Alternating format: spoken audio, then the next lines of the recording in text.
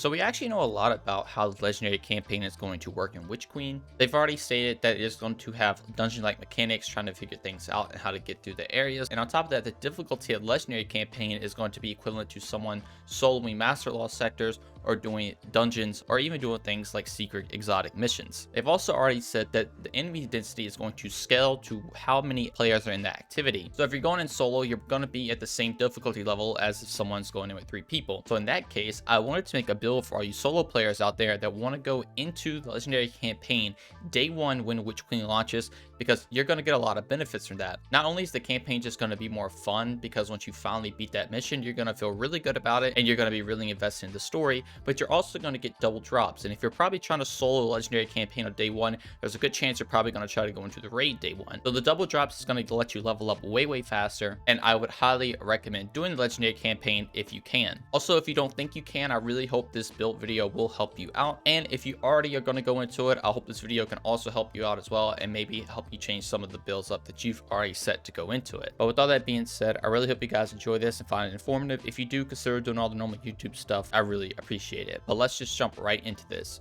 Okay, so I am actually going to be running the day one campaign on my Warlock. I probably will put together a Hunter and Titan build if you guys would like to see that. Be sure to let me know in the comments. But for the first time, I am 100% going in on my Warlock. Now, you probably have seen a bunch of like in-game Warlock builds, and it's kind of what I'm going for with this. And we're going to be evolved all around Stasis. Yes, I know Void 3.0 is going to be out, but I really don't think you should use that until you really become invested in it and understand the ins and outs of it. So going into it, I'm going to use one of the most powerful Warlock builds in the game, and that is their Bleak Watcher grenade build. Now, if you never heard or seen anybody use this, I'm going to go over it for you right here. For the first thing, we're going to be taking Ice Flare bolts. You can run other aspects if you want to, but honestly, I just prefer Ice Flare bolts the most because it will just freeze additional targets, which is always good. Then obviously you're going to run Bleak Watcher, because once you hold your grenade ability down, you're actually going to spawn this little stasis turret that's going to shoot and slow and freeze everything. It's very strong. Now for fragments, I would always recommend running Whisper of Fissures. You're going to increase the damage and size of the burst of stasis when you destroy a stasis crystal or a frozen target. So basically just more explosions, more damage, really good. Then we have Whisper Endurance. The slow from your abilities lasts longer. For those abilities that linger, their duration also is increased. Plus you get 10 additional strength, which is actually going to help out with my build, and it also can help out with yours too.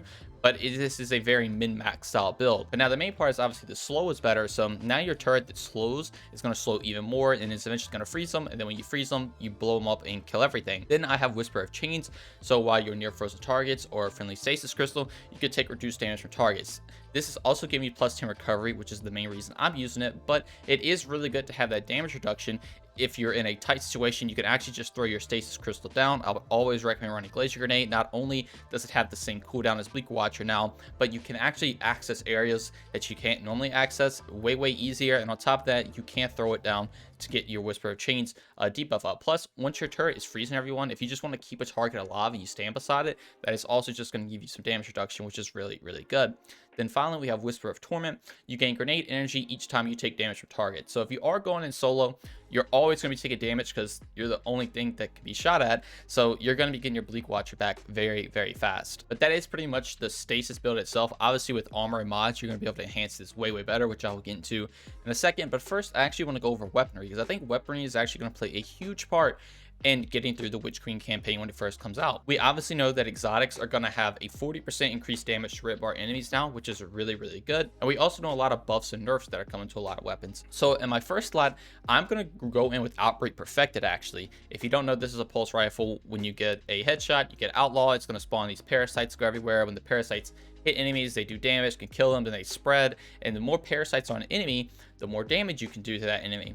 So this is actually really good at taking out majors already in the game, and if you have 6 people running it for bossing, it's obviously not the best DPS of the game, but it actually can get the job done. So Outbreak Perfected is already pretty good. It does ad clear and single target damage very well for a primary weapon, and now that it has infinite ammo and it's going to be doing 40% more damage on top of the other PvE buff that the pulse rifles are getting is an additional 10% damage, you're basically getting 50% more damage of what this gun already does, and it's already pretty good in the game as it is. So you're going to be able to aggro like crazy with the parasites, and if you ever come across a major, you're obviously going to be able to stack up a lot of the little Siva nanites, and you're going to be able to just destroy that major enemy. That is my thinking going in with Outbreak Perfected in hand, but I'm also going to be carrying Arbalest because Arbalest is just super good. If there are champions in the campaign, which I feel like they might be, but I also don't think they might be, because if people want to go in day one, they're not going to have access to all the artifact mods, so they might come across a champion that they just can't kill. So I'm not 100% sure if they're going to be champions, but if they are, anti-barrier on Arbalest is insane. Arbalest is also just really good itself. If there's like,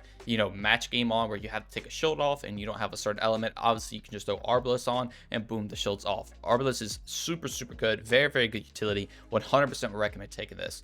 Now I'm also running a blinding grenade launcher for the primary slot. Obviously blinding grenades is super duper good. You shoot it, you're gonna blind the entire enemy. They did nerf the damage that these do, but no one actually uses these for the damage. They use it for the blind factor, so you're gonna be able to blind everything if you need to.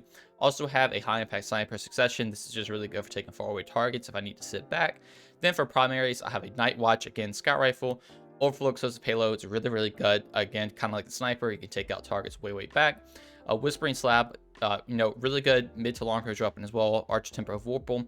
Then Fatebringer, obviously just very good, you know, aggro weapon. If it is easy to kill enemies, I probably will swap to Fatebringer with explosive payload Firefly and just try to run through and blow everything up. Now special weapons, I have a True Teller right here that again is blinding grenades and disruption break. This is going to be really good pair with Outbreak, because if you actually shoot disruption break on an enemy, you're going to be doing more precision damage with Outbreak. All the nanites are going to stack up, and then you're going to be able to just mow down that enemy. Now I'm also going to be taking Vex because Vex is already super good. I'm also taking Tikus because Tikus is like low-key very good. A lot of people sleep on it, plus it's getting that 40% damage buff. This thing is going to shred almost every enemy in the game. Then we have the BXR Battler. This is just a very good pulse rifle. It's getting a damage buff increase as well. Plus, that's Demo and Adrenaline Junkie if I ever need to get a grenade back. And if I need to just use a legendary weapon, I can obviously use this and then swap to something like Arbalest, or if I want to run an exotic heavy.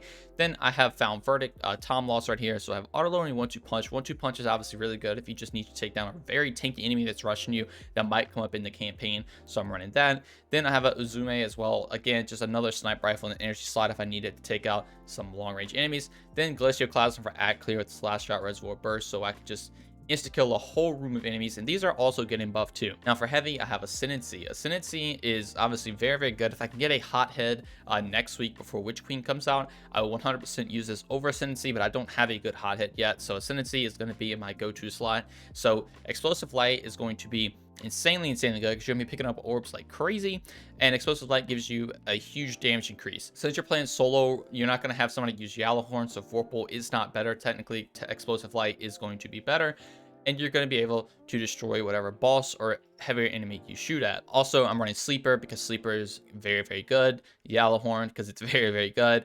Lament if I need to run a sword. Obviously Lament's one of the best swords in the game. I'm also running Whisper of the Worm because I feel like this also is going to be pretty good, especially if you need to sit back and do damage to a boss. This is going to be insanely good. I have Threaded Needle just in case I need to, you know, run a legendary linear fusion as well. Then Falling Guillotine because this is the best legendary sword in the game, so I'm going to be running that one as well, just in case. A lot of these are just in case weapons. This is going to be the main loadout that I do take, and since this is going to be the main loadout, a lot of my mods I'm using are going to reflect this loadout, but obviously I have slots to change out anything if I need to. But getting over into the mods and armor, the exotic weapon I'm running is Eye of Another World. So basically, you know, this marks how prioritize enemies, which is whatever, but you're going to get increased generation for your grenade, melee, and rift abilities. Now, as you see, I do have 100 discipline and 100 strength and 100 recovery, so they are at max right now. But if you run Eye of Another World, it actually takes these over 100 and you get even faster cooldowns. So your grenades on a 58-second cooldown, it's actually going to be way faster than 58 seconds, and that is really good. So all the stats that I'm really playing into is getting buffed even higher because Eye of Another World, and it's just an insane exotic. Plus it probably will mark Hive that has supers if you need to see that, but you know, that's whatever. But getting into the actual mods that I'm going to be running, this is obviously just what we have right now. We don't know what the artifact mod is going to be like. As you unlock an artifact mod, I might actually change some of these out, but this is just straight up going into it with nothing unlocked at all. So I'm actually going to run a double rocket ammo finder because I want to have as much rockets for Ascendancy as possible, because that is where the bulk of my damage is going to come from if it is a super hard target to kill. Obviously Outbreak is going to cover all the lower tier enemies, but for majors and yellow bars or even bosses, anything like that, Ascendancy is going to come in clutch. Now I have 1 point left over, so I just threw Shield Break Charge in to make sure I can always be Charge or Light. Then obviously I have a Discipline mod just to increase my stats up. Now for gauntlets, I have Pulse Rifle Loader because obviously I'm running Outbreak. I have Bolstering Detonation, which I will get back to in a second. And then I'll also run Protective Light. So obviously if you don't know what Protective Light is, when you charge your light and you go down to red bar health, you basically just get an insane amount of damage reduction. It's one of the best PvE mods of the game. You're 100% going to want to make sure you have this on pretty much in any build you ever play in the game, because it essentially just doubles your life and makes it really, really easy to survive. Now, getting back to Bolstering Detonation, this is going to grant class ability energy when you cause damage with a grenade. So obviously our grenade is going to be the turret. When the turret shoots enemies, this actually does give you some class ability energy, which is actually really, really good, because you're going to hopefully be spamming grenades everywhere it's built, or at least have one up at all times when you need it. So now you're just getting a little extra rift energy back on top of your 100 recovery already. Then again, also just have a grenade mod. Now, getting into the chest piece, I have Concussive Dampener, so I can just take reduced damage from area of effect damage, which is really, really good. Obviously, Tav are going to have supers now. A lot of those supers do area of effect damage, like, Nova Bomb, stuff like that. You're just going to take reduced damage from it now. I have Rocket Reserves to carry some more rockets for Ascendancy. Again, the bulk of my damage. Then also have Taking Charge. So when I pick up an Orb of Power, I become Charger Light. So now, obviously, I have 2 ways to become Charger Light, which is going to be really good because I'm always going to have Protective Light out. Plus, when I pick up an Orb, obviously, I'm getting Explosive Light to get my rocket to do even more damage.